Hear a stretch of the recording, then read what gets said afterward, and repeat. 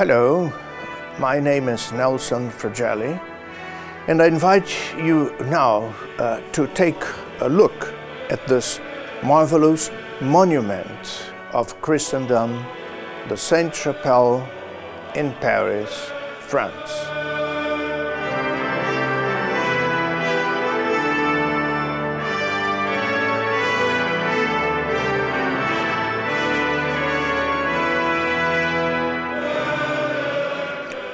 The Sainte Chapelle in Paris, in the old town of Paris, was built in the 13th century under the Crusader king Saint Louis IX.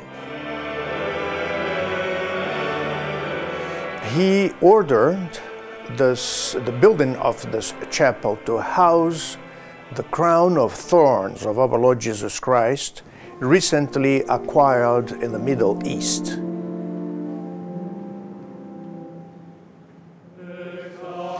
The Sainte Chapelle is an excellent example of religious architecture in the Middle Ages. As we can see, it's made up mainly of glasses, color. The walls have almost no stone. And the light penetrates the chapel through the stained glasses, and the light brings colors. The first impression of the visitor is a total admiration. It penetrates that ambience full of color, like in a garden where flowers are around. And these colors cheer up his heart. The colors are joyful. They bring a joy to a man's heart. And an impression of glory, of transcendental beauty takes over the man's mind. He doesn't know what to say. He has no commentary. He has not a first idea. He's not able to judge that marvelous expression of art that he has before his eyes.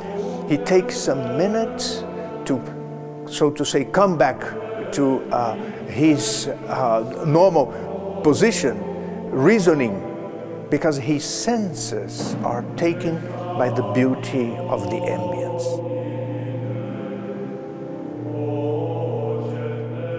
It's interesting that also the air inside the Sainte Chapelle is different from the outside air.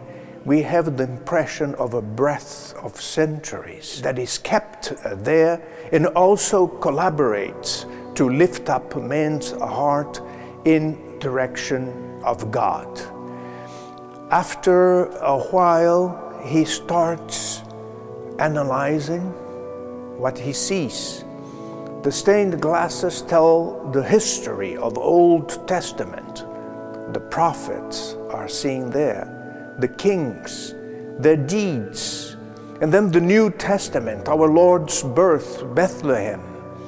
Also the first persecutions against the Christians. And it ends up with the history of the acquisition of the crown of thorns by Saint Louis the King, and the solemn arrival in Paris, the procession, dignitaries of the kingdom, of different kingdoms of Christendom that were sent to Paris in order to be part of the cortege that took the crown of thorns into the Sainte Chapelle.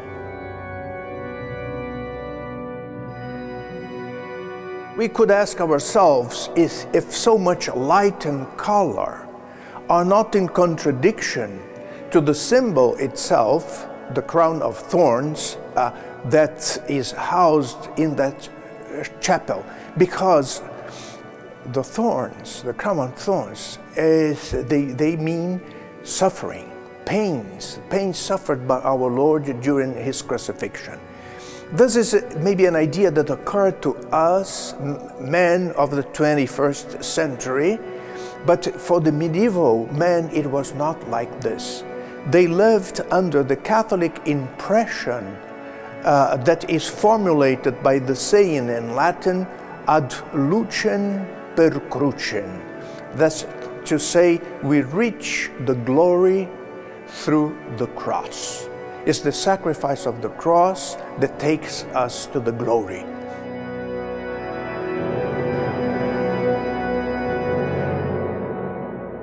The chapel shows the glory. It's very clear.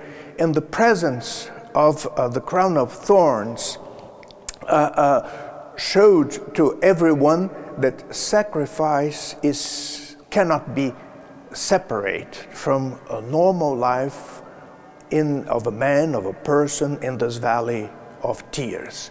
So the beautiful colors that we see that are joyful, they give the idea of the glory that was conquered by our Lord's sacrifice to mankind with the redemption. Later on, since men sinned, because of the sins of mankind, for instance, Christendom was split by Protestantism, the colors changed. They were not so bright as in the past because the idea of penance took place in Christendom.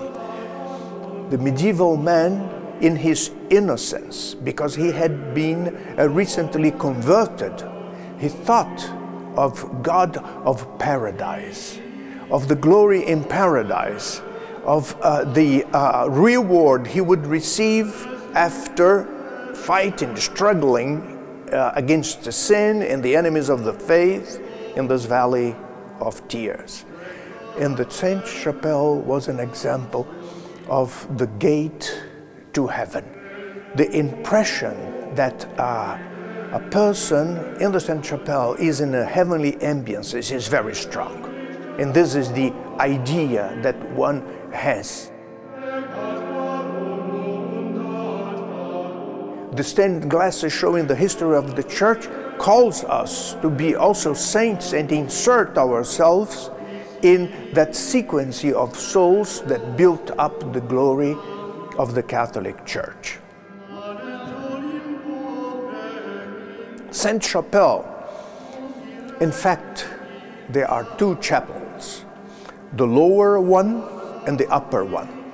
The upper one for the king, for the queen, for the nobility, military people, high functionaries of the kingdom, and the lower one, also extremely beautiful, totally similar to the upper one, but since it's the lower chapel, there isn't much light, but this lower chapel was destined to the employees of the castle. The chapel was the castle chapel of the king. As we see in the book Return to Order, written by Mr. John Horvath, the vice president of the GFP, the Middle Ages gave to the recently converted pagans a new sense of social life. A sense that social life, life in common, and the life based on the family is a life that contributes to the sanctification of man. We must have peasants and craftsmen, teachers, philosophers, the nobility. So the social classes must exist. They do exist, and they should collaborate with each other in order to reach sanctification for all of them. And the Sainte Chapelle is an example of this strong and powerful social life. I give an example. In Paris, in the Cathedral of Paris, near the Sainte Chapelle, and both have about the same age, 850 years. After Mass, going to the public fair, housewives would discuss theology and philosophy, because the communication between social classes were very intimate and profound. This is an example of organic society. There was no separation. People in the university, schools, and military persons. No, together forming a strong body, social body, like is the human body. The organs, they are put together, they have their functions. One is not able to function without the other. So was the society in the Middle Ages, and this is the origin also of the name organic society. So the Sainte Chapelle is an example of organic society opposite to the mechanistic society that we have today. In our society, almost always, decisions are taken by technicians we don't know, politicians that are moved by interest, and we suffer the consequences. We can hardly say a word about it. There are thousands of laws that we do not even know because they were prepared, so to say, in rooms, like in laboratory of laws, and then they are imposed upon us. Because what comes first is the idea of a state, the idea of money, the rule of money, like Mr. Horvath explains in his book, and not the man, the soul, a person redeemed by the blood of our Lord Jesus Christ. If we take a look at Russia and communism, which is indeed a barbarian system, what is the beauty that they were able to produce? Any architecture style? Music? Yes, in Russia they kept something that belonged to the past, but everything that they created is ugly. And only the Middle Ages, and also centuries after the Middle Ages, were able to create beauty. Yes, there were in the Middle Ages defects, sins, crimes, but we must understand that they had been recently converted. The pagan life was full of errors, of horrors as well. The church had much patience to little by little act upon their souls in order to take them to a perfection of life. And this perfection of life is proven today by the monuments that we find in Middle Ages and in other centuries. The Middle Ages is a source of inspiration for us. We cannot copy today the Middle Ages, the details, not the features of the Middle Ages, but the principles that gave life to the Middle Age. Yes, these principles are always valid.